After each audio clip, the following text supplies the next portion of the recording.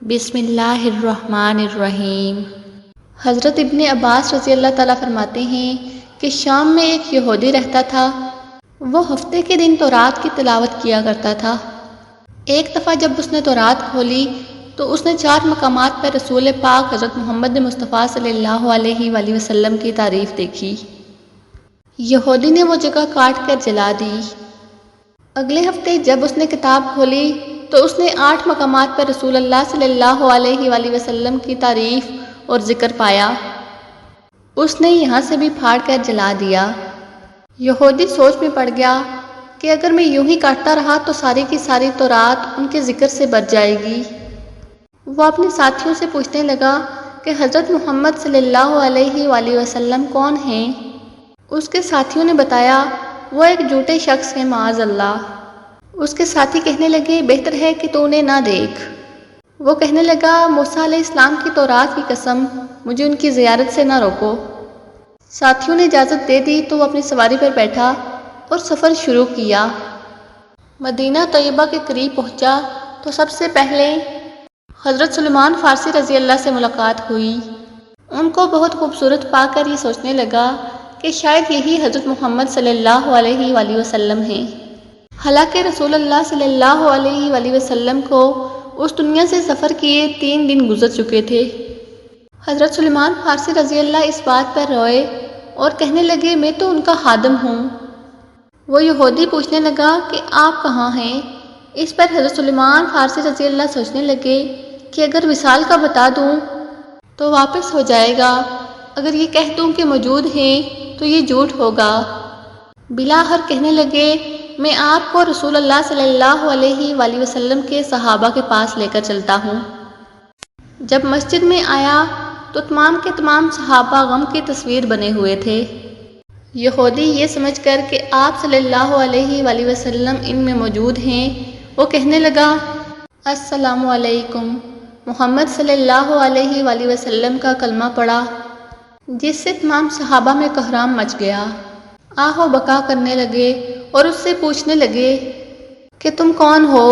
اجنبی معلوم ہوتے ہو، کیا تمہیں معلوم نہیں ہے کہ آپ صلی اللہ علیہ وآلہ وسلم کا 3 روز پہلے وصال ہو چکا ہے؟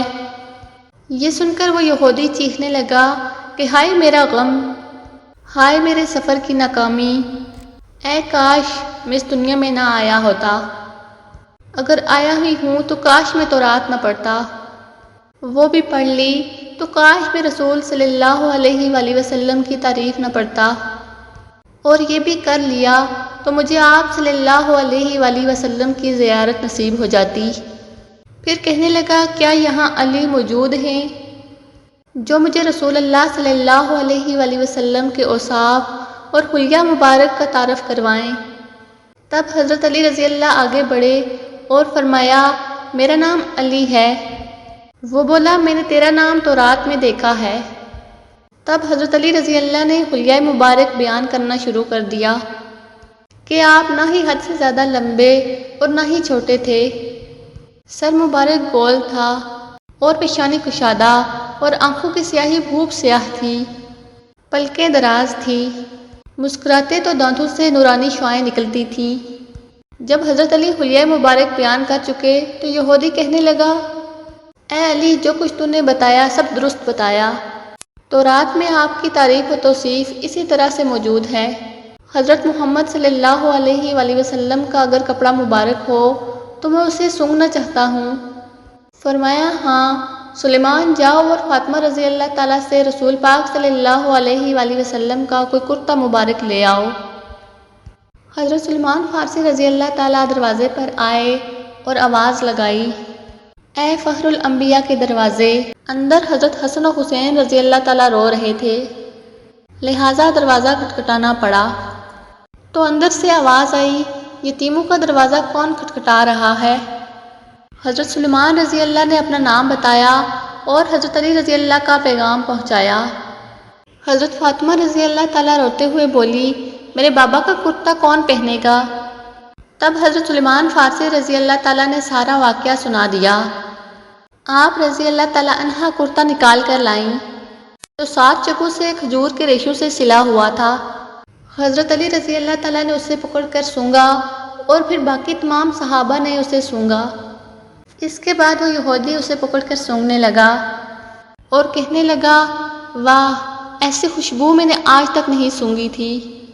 اس کے بعد یہودی قبر مبارک پر حاضر ہوا اور آسمان کی طرف سر اٹھا کر کہنے لگا، اے اللہ، میں گواہی دیتا ہوں کہ تو واحد ہے، تو یکتا و بے نیاز ہے، اور میں یہ بھی گواہی دیتا ہوں کہ جو تیرے حبیب نے فرمایا میں اس کی تصدیق کرتا ہوں اور ان پر ایمان لاتا ہوں۔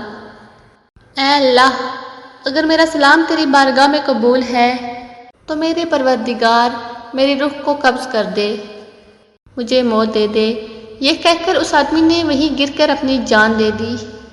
حضرت علی رضی اللہ تعالیٰ نے اسے غسل دیا اور جنت البقیع میں دفن کروا دیا۔